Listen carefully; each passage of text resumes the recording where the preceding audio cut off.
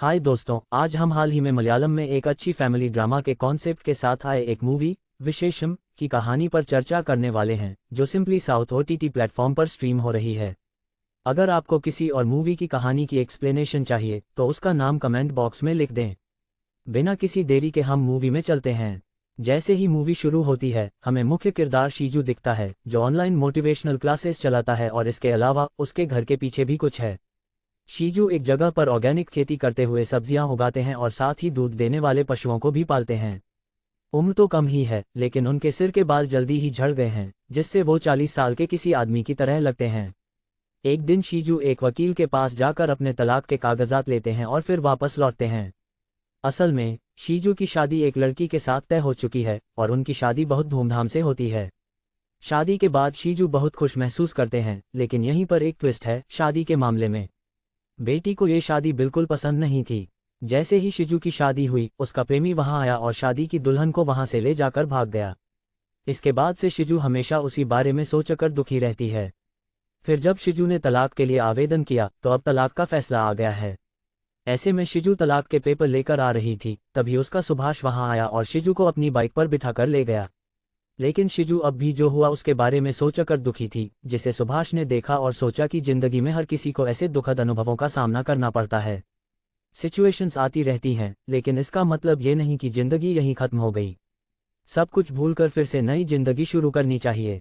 तुम्हारे पास अभी भी बहुत जिंदगी है, ये कहकर शिजुकी के भाई उसे ढांढस देते हैं। उनके शब्द भी उसे मोटिवेट करते हैं। वो तय कर लेता है कि उसे सब कुछ भूलना है और फिर सबसे पहले सैलून जाकर क्लीन शेव करवाता है, ताकि उसके चेहरे पर मुस्कान हो और नई जिंदगी की शुरुआत कर सके। सीन कट करने पर शिजू फिर से खुश होकर अपनी खेती का ध्यान रखने लगता है और ऑनलाइन मोटिवेशनल क्लासेस भी चलाने लगता है। वो फिर से बिजी हो जाता है। शिजू परिवार को दिखाते हैं। शिजू परिवार में उसकी माँ, बड़ा भाई और बहन हैं। फिलहाल शिजू अपनी माँ के साथ ही रहता है। शिजू का भाई सुभाष शादी कर चुका है और वह पास के एक अलग घर में रहता है। सुभाष सुबह से शाम तक ज्यादातर शिजू और उसकी मां के साथ ही रहता है। शिजू की बहन की शादी हो चुकी है और वह अपने पति के साथ अमेरिका में रहती है, उनके बच्चे भी हैं। बहन और उसका पति अमेरिका में नौकरी कर रहे हैं। बहन कभी कभी अपनी मां को वीडियो कॉल करके बात करती है। ऐसे ही एक दिन बहन ने अपनी मां को कॉल किया। जब बात करते हैं, मां तुम भी अमेरिका आकर हमारे साथ यहाँ रह सकती हो ना। इतना ही नहीं, यहाँ हम दोनों सुबह जॉब पर जाते हैं और शाम को लौटते हैं। बच्चों का ध्यान भी तुम ही रख सकती हो। इस पर उसकी मां की बहन कहती है कि मैं तो यहाँ अपने गांव में ही रहूंगी, अमेरिका में नहीं रह सकती। असल में शिजू को उसकी मां बहुत पसंद करती है। शिजू एक मासूम लड़का है, अगर वो ये याद दिलाए तो वो समय पर खाना भी नहीं खाता। ऐसी स्थिति में सिर्फ वही उसे प्यार से देख सकती है। अगर उसकी जिंदगी में कोई लड़की आए जो उसे प्यार से देखे तो तब उसकी बेटी की। उसके पास जाने का मन कर रहा है और सब कुछ देख रहा सुभाष एक दिन अपनी माँ और शिजू के साथ कहता है, माँ हमें शिजू की फिर से शादी करनी चाहिए, तभी शिजू भी एक नई जिंदगी शुरू करके खुश रहेगा। तब शिजू की पत्नी उसे प्यार से देखेगी और तब तुम्हें भी शिजू के बारे में सोचना नहीं पड़ेगा। ये सब सुनकर शिजू की माँ भी शिजू की फिर से शादी करने के लिए मन बना लेती है। ऐसे ही शिजू की शादी के बाद वह अपनी बेटी के पास अमेरिका जाना चाहती है और शिजू भी शादी के लिए हाँ कहता है। यहाँ पर शिजू का बेस्ट फ्रेंड भी है। अगर सुनील को दिखाते हैं तो सुनील एक मैट्रिमोनी एजेंसी चला रहा होता है। अगले सीन में शीजू आती है और सुनील से मिलकर अपनी माँ और भैया से हुई बातें बताती है। वो कहती है कि मुझे शादी करने के लिए एक लड़की देखनी है, तुम अपनी मैट्रिमोनी वेबसाइट पर देखो। सुनील उसे कहता है कि पहले तुम्हारे लिए एक सुंदर फोटो के साथ एक प्रोफाइल तैयार करनी होगी। फिर वो शीजू की कुछ फोटो खींचता है और मैट्रिमोनी वेबसाइट पर शीजू का प्रोफाइल खोलकर उसकी सारी डिटेल्स अपडेट करता है। उसके प्रोफाइल के आधार पर कुछ लड़कियों की फोटो मैच हो जाती हैं। सुनील ने वो फोटो शिजू को दिखाए तो शिजू उनमें से कुछ लड़कियों की फोटो चुन लेता है। फिर क्या, उसी दिन से शिजू शादी करने के लिए लड़कियों की तलाश शुरू कर देता है और जो लड़कियां उसने चुनी हैं उनके साथ शादी के लिए मिलने जाता है। लेकिन हर बार जब शिजू शादी के लिए मिलने जाता है तो हर लड़की उसे देखकर रिजेक्ट कर देती है। कोई कहती है कि शिजू के बाल नहीं हैं, तो कोई कहती है कि शिजू बहुत बड़ा लगता है, जैसे अंकल। इस तरह से हर लड़की अलग अलग वजहें बताकर शिजू को रिजेक्ट करती रहती हैं। इससे शिजू बहुत दुखी हो जाता है। फिर भी असल में ये लड़कियां अच्छी कमाई करने वाली नौकरी करने वाले लड़कों को पति के तौर पर चाहती हैं। लड़के उस नौकरी के लिए कोशिश कर रहे होते हैं, मेहनत कर रहे होते हैं और सिर के बाल खोते हुए, पेट बढ़ाते हुए आखिरकार जब नौकरी हासिल कर लेते हैं तो ये सब बातें सुनकर उन्हें बुरा लगता है। फिर एक दिन शिजू अपनी शादी के बारे में सोचते हुए एक बस स्टॉप पर बस का इंतजार कर रहा होता है।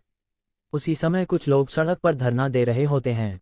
ये देखकर पुलिस अपनी टीम के साथ वहां पहुंच जाती है ताकि धरना देने वालों को काबू में कर सकें। पुलिसों के खिलाफ धरना दे रहे लोगों के बीच झगड़ा शुरू हो गया और पुलिस उन्हें काबू करने के लिए लाठियों से मारने लगी। इसी दौरान पुलिस ने वहां मौजूद शीजो को भी उनके ग्रुप का समझ लिया और एक महिला कांस्टेबल ने शीजो को लाठी से पीट दिया। इससे शीजो चिल्लाने लगा। फिर क्या, ऐसे ही शीजो घर आया और उसकी मां ने देखा कि उसे चोटें आई हैं। सुनील और सुभाष, जो शीजो की शादी के लिए तैयारियां कर रहे थे, इस घटना के बारे में सोचने लगे कि इस समय ऐसा क्यों हुआ। सुनील और सुभाष ने शीजो और उसकी मां के साथ मिलकर ये बात की कि ये शीजो का दूसरा रिश्ता है। पर देखो, हम शीजू के लिए पहले रिश्ते में वो लड़की ढूंढ रहे हैं जिससे शादी की जा सके। इसलिए किसी न किसी वजह से एक भी लड़की से शादी नहीं हो रही। इसके अलावा शीजू देखने में थोड़ा बड़ा भी लगता है, जिससे कुछ लड़कियां उसे रिजेक्ट कर रही हैं। इसलिए हम भी शीजू की तरह अनजाने कारणों से पहली शादी के बाद अलग हो चुके और दूसरी शादी के लिए इंतजार कर रही लड़की को शीजू के लिए ढूंढ रहे हैं। वो लड़की भी शीजू की तरह शादी की परेशानियों को समझती है, इसलिए वो शीजू का ध्यान अच्छे से रखेगी।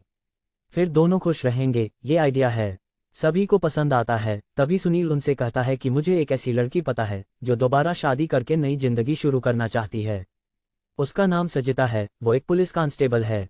ये सुनकर शिजू शॉक हो जाता है और थोड़ा डर भी जाता है कि पुलिस वाले हैं। लेकिन उसकी मां और सुनील के कहने पर वो उस लड़की से मिलने के लिए मान जाता है। अगले सीन में अगले दिन शिजू और सुनील सजिता से मिलने जाते हैं। वहां जाकर सुनील सजिता को फोन करता है और सजिता धरना दे रही होती है। सजिता अपने अफसर से परमिशन लेकर कॉफी शॉप में शिजू और सुनील से मिलने आई। जैसे ही सजिता शिजू को देखती है, उसे ऐसा लगता है कि वो पहले कहीं मिली है। 2 दिन पहले बस स्टॉप पर धरना चल रहा था और वो भी वहीं थी। सजिता कहती है, सॉरी, मैंने आपको भी उनमें से एक समझकर थप्पड़ मारा। ये सुनकर शिजू को समझ आता है कि उसे थप्पड़ मारने वाली पुलिस है और वो हैरान रह जाता है। असल में उस दिन सजिता ने हेलमेट पहना हुआ था, इसलिए शिजू साजिता का चेहरा उस दिन साफ साफ नहीं देख पाया। तभी साजिता ने कहा कि हमें ऐसे ही मिलना चाहिए, शायद भगवान ने पहले से ही ये तय कर लिया था, इसलिए हमें बिना जाने पहचाने ही भगवान ने हमें करीब ला दिया। वह बहुत देर तक शीजू से बात करती है और अपनी फैमिली के बारे में भी, कि उसने किस तरह की परेशानियां झेली हैं, ये सब शीजू के साथ शेयर करती है। साजिता की सारी बातें सुनकर शीजू को उसकी अच्छाई और वो खुद भी बहुत पसंद आती है और वह भी उसे पसंद करने लगता है। इसी तरह साजिता को भी शीजू बहुत पसंद आता है। इसलिए अगले दिन शीजू अपनी फैमिली के साथ साजिता के घर जाकर बात करता है ताकि दोनों परिवार एक दूसरे को जान सकें। नच्छी शीजी और साजिद की शादी करने का फैसला करती है, जिससे दोनों बहुत खुश होते हैं। फिर उसी दिन से शीजू और साजिद हर दिन साथ में बातें करने लगते हैं। अगले दिन साजिद शीजू से मिलकर उससे बात करते हुए कहती है कि उसकी जिंदगी में जो भी अनपेक्षित घटनाएं हुई हैं, उन्हें सोचते सोचते परेशान न हो। सब कुछ भूलकर एक नई जिंदगी शुरू करने के लिए अगले कदम उठाने के लिए बहुत हिम्मत चाहिए और वो हिम्मत तुम में बहुत है, इसलिए अब से तुम ही मेरे हीरो हो, ये भी कहती है। साथ ही हमारी दीदी एक इंसान को प्रेम में पड़कर घरवालों को बताए बिना वो भाग गई, इसीलिए मेरे पापा ने मुझे जल्दी शादी करा दी। मैं पढ़ाई में अच्छी थी, मुझे पढ़ाई करके नौकरी करनी थी, लेकिन मेरी बहन की गलती की सजा मुझे भुगतनी पड़ी। मैंने सोचा था कि सब कुछ भूलकर अपने पति के साथ खुश रहूंगी, लेकिन मेरा पति इंसान नहीं, एक राक्षस है। उसे मुझसे प्यार नहीं है, उसने दहेज और पैसे के लिए मुझसे शादी की। हर दिन शराब पीकर आता और मुझे मारता, मुझे टॉर्चर करता। कुछ दिनों बाद मुझे लगा कि वो नहीं बदलेगा, अर्थ समझाने के लिए उसे छोड़ना पड़ा। ये कहकर वो थोड़ी इमोशनल हो जाती है। ये सब सुनकर शीजू भी इमोशनल हो जाता है और उसे सांत्वना देता है। तभी सजिता कहती है, तुझे पता है मैंने ये पुलिस ड्रेस क्यों पहनी? एक दिन मेरे पति ने कुछ गलती की और पुलिस स्टेशन आए। तब मैंने सोचा, जब तक वो मुझे इतना टॉर्चर करता था, तब तक उसे मेरी नाराजगी का एहसास कराना है, लेकिन अब तक मुझे वो मौका नहीं मिला।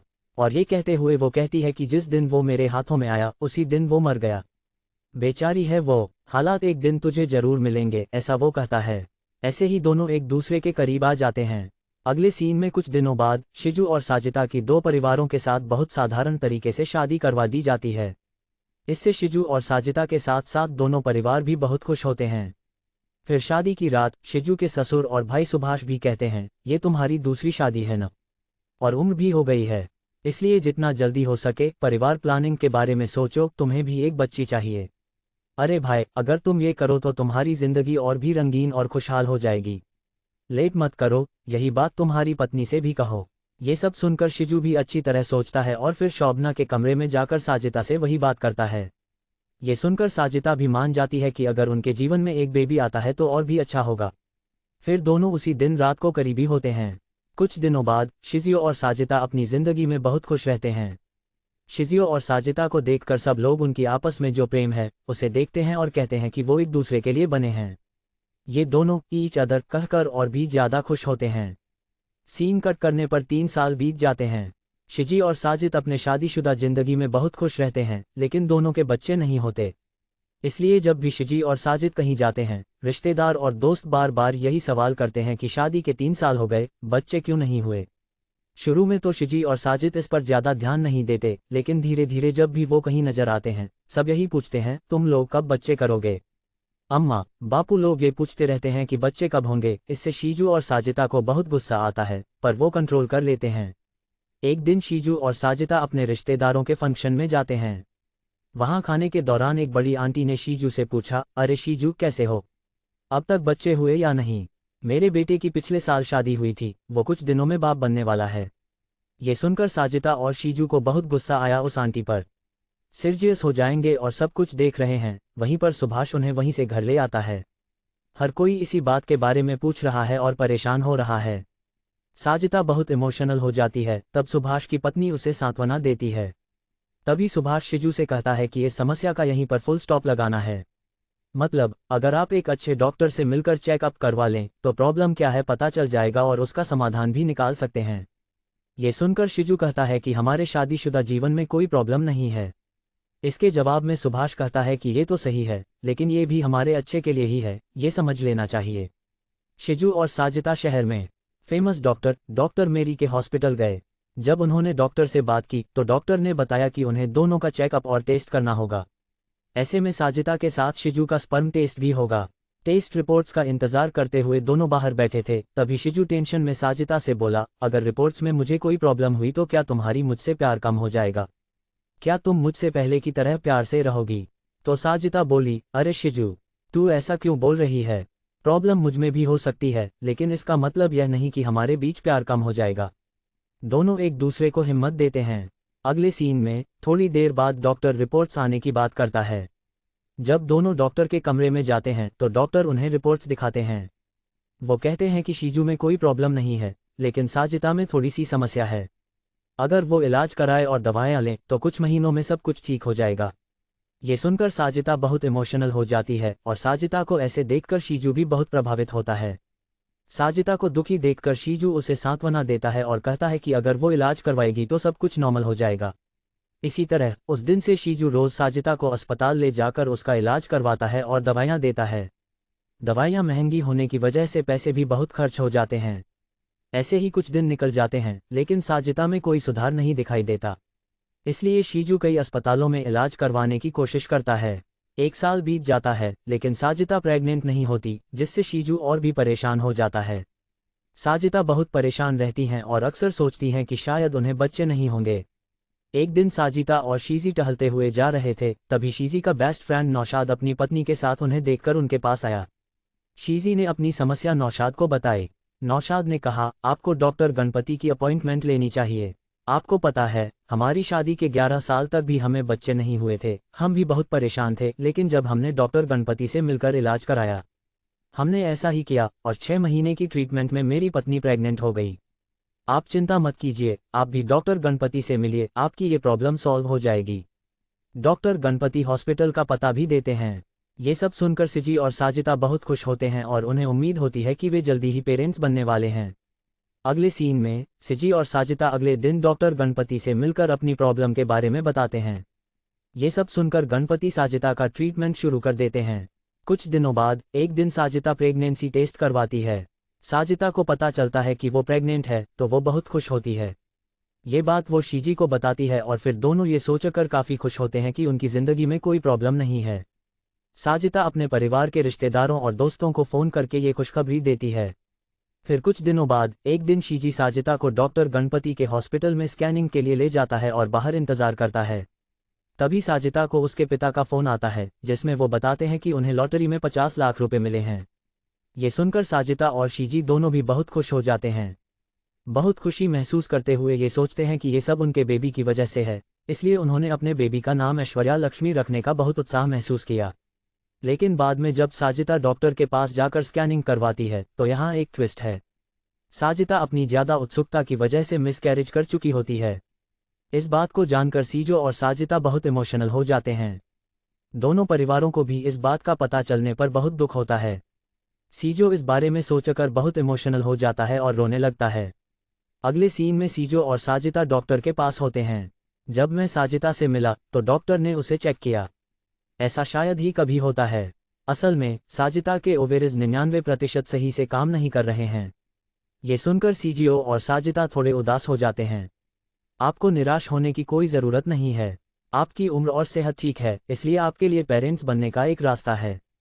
साजिता का यूट्रस सही है, इसलिए वह अपने बच्चे को 9 महीने तक अपने पेट में रख सकती है।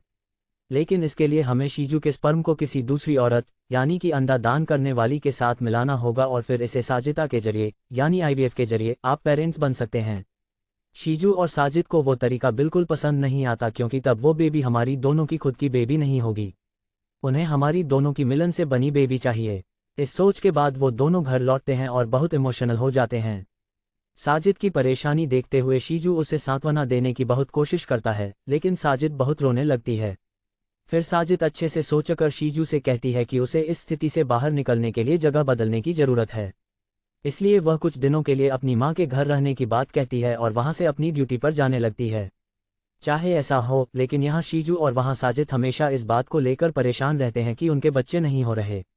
जैसे ही सीन कट होता है, कुछ दिनों बाद शीजू अच्छी तरह सोचता है और समझता है कि सिर्फ बच्चे न होने से उनकी ज़िंदगी खत्म नहीं हुई है, बल्कि उनके पास अभी भी बहुत कुछ है।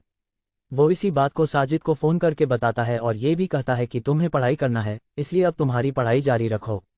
ये सुनकर साजिद भी अपनी इस परेशानी से बाहर निकलने के लिए फिर से अपनी पढ़ाई शुरू करता है। इसी बीच एक दिन सुभाष शीजू से मिलने आता है। अरे, वो कहता है कि हम एक लड़के या लड़की को गोद ले सकते हैं। अब शीजू कहता है कि अगर हम उसे गोद लेते हैं तो जब वो बड़ा होगा तब वो हमारी सेवा करता रहेगा। लेकिन हमें ये नहीं भूलना चाहिए कि उसकी अपनी ज़िंदगी है, उसके अपने सपने हैं। हम उसकी ज़िंदगी को हमारी मर्जी से नहीं चला सकते। फिर भी अगर हमारे बच्चे नहीं हैं तो कोई बात नहीं, मुझे से जीता है और हम एक दूसरे के साथ खुश रहेंगे। अगली सीन में एक दिन शीजू सनील के साथ अपने दोस्त की शादी में जाते हैं और वहीं पर उनका पुराना दोस्त मिलता है। अगर रवि से मिलते हैं तो वो एक विदेशी लड़की से शादी कर चुका होगा। उनके शादी को 6 साल हो चुके हैं, लेकिन उनके कोई बच्चे नहीं हैं। असल में वो खुद ही नहीं चाहते कि उनके बच्चे हों, क्योंकि पहले से ही लोग ये बातें कर रहे हैं कि उसने एक विदेशी लड़की से शादी की है। हालांकि हम दोनों इन बातों पर ध्यान नहीं देते, लेकिन अगर हमारे बच्चे होते तो उन मासूम दिलों पर भी ऐसी बातें पड़ती तो वो बहुत दुखी होते। और इसके अलावा अब तो भारत की जनसंख्या तेजी से बढ़ रही है। अब जो लोग हैं उन्हें नौकरी और खाने की बहुत दिक्कत हो रही है इस प्रतियोगिता में। हमें ऐसे लोगों को यहाँ लाकर परेशान करना ठीक नहीं लगता। हम दोनों अब बहुत खुश हैं, एक दूसरे के लिए जीते हैं और यही हमारे लिए काफ़ी है। ये सुनकर शीजू भी कहता है कि बच्चों का होना या ना होना सब कुछ भगवान ही तय करते हैं, इसलिए वो सब भगवान पर छोड़ देता है। फिर उस दिन से शीजू और साजिता एक दूसरे के साथ प्यार से रहने लगे और अपनी ऑर्गेनिक फार्मिंग का ध्यान रखने लगे। साथ ही साजिता अपनी पढ़ाई भी जारी रखती है। एक दिन साजिता पुलिस स्टेशन में थी, तभी उसकी एक बड़ी इच्छा पूरी होने का मौका आया। दरअसल साजिता का पहला पति की पत्नी पुलिस स्टेशन आई और शिकायत की कि उसका पति रोज शराब पीकर आता है और उसे मारता है, इसलिए वो चाहती है कि उसे समझाया जाए। ये देखकर साजिता खुश हो गई और उसने अपनी शिकायत दर्ज करवाई। फिर उसने अपने एक्स हस्बैंड को पुलिस स्टेशन बुलवाया और उसे लॉकअप में डाल दिया। साजिता ने अपने अंदर का सारा गुस्सा निकालते हुए अपने एक्स हस्बैंड को अच्छी तरह से पिटाई की। साधारणतः वो बच्चे को नहीं मारती, थोड़ी बहुत WWF होती है। वो अपने एग्जाम्स के बाद काफ़ी दिनों बाद मन से हंसती है। घर आने पर वही बात सीजू को बताती है और दोनों बहुत हंसते हैं। सीन कट होने पर अगले दिन सुबह सीजू अखबार पढ़ रहा होता है, तभी साजिता देखती है कि उसने डिस्ट्रिक्ट लेवल पर एग्जाम्स में पास किया है और उसकी फ़ोटो अखबार में छपी हुई है। ये देखकर सीजू बहुत खुश होता है और यही बात साजिता को बताने के लिए दौड़ता है। दूसरी तरफ साजिता भी बहुत खुश है और हाथ में प्रेगनेंसी किट लिए हुए है। पकड़कर दौड़ते हुए सीजू के पास पहुंचकर उसने प्रेगनेंसी किट दिखाई और खुश होकर महसूस किया। ये देखकर सीजू भी बहुत खुश हो जाता है क्योंकि साजिता प्रेग्नेंट हो गई है। असल में दोनों को खुद पर भरोसा नहीं था कि वो सच में पेरेंट्स बनेंगे, क्योंकि डॉक्टर गणपति हमेशा कहते थे कि 99% लोगों को पेरेंट्स बनने का चांस नहीं होता, लेकिन अब वो 1% का मामला हो गया है, जिससे उनकी खुशी का कोई ठिकाना नहीं रहा।